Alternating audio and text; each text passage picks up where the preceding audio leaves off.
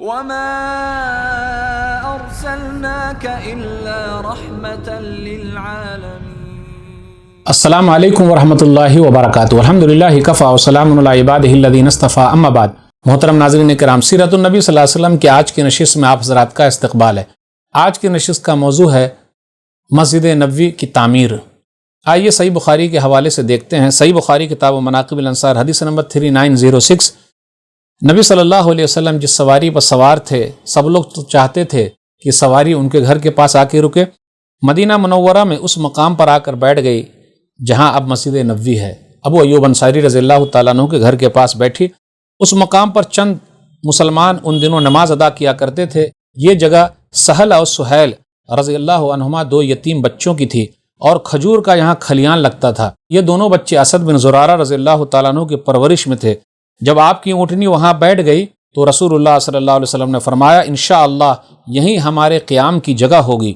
اس کے بعد آپ صلی اللہ علیہ وسلم نے دونوں یتیم بچوں کو بلایا اور اس سے اس جگہ کا معاملہ کرنا چاہا تاکہ وہاں مسجد تعمیر کی جا سکے۔ دونوں بچوں نے کہا، نہیں یا رسول اللہ صلی اللہ علیہ وسلم، ہم یہ جگہ آپ کو مفت میں دیں گے۔ لیکن نبی صلی اللہ علیہ وسلم نے مفت طور پر قبول کرنے سے انکار کر دیا۔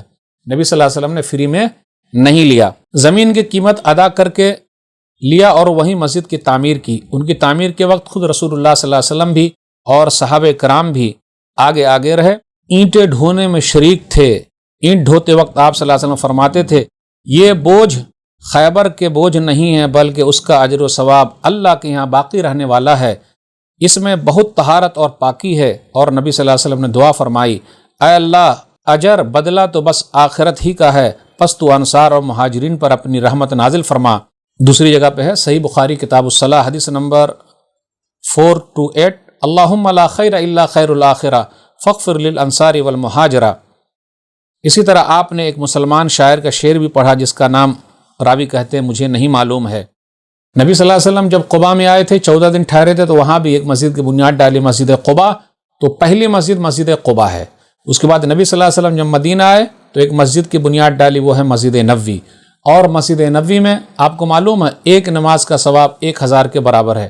صحیح بخاری کتاب فضل الصلاح فی مسجد مکہ حدیث نمبر 1190، صلاۃ فی مسجدی ھذا خیر من الف صلاۃ فیما سوا الا المسجد الحرام۔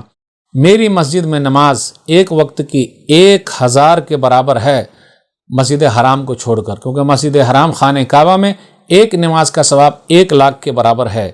تو نبی صلی اللہ علیہ وسلم نے جس مسجد کی بنیاد ڈالی تھی الحمدللہ وہ مسجد ہے۔ اور نبی صلی اللہ علیہ وسلم حجر عائشہ میں دفن ہے۔ نبی صلی اللہ علیہ وسلم سب کے ساتھ مسجد-e-Nabwi کی تعمیر میں بھی شریک ہیں، خود اینٹ اور گاڑھا ڈھو رہے ہیں، محنت کر رہے ہیں، کوشش کر رہے ہیں۔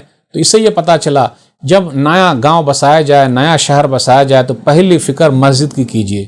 ہاسپٹل تو ہونی چاہیے لیکن پہلی فکر مسجد کی۔ کیا مسجد سرکار بنا کے دے گی؟ نہیں، ہمیں اور آپ کو توحید والی مسجد بنانی ہے۔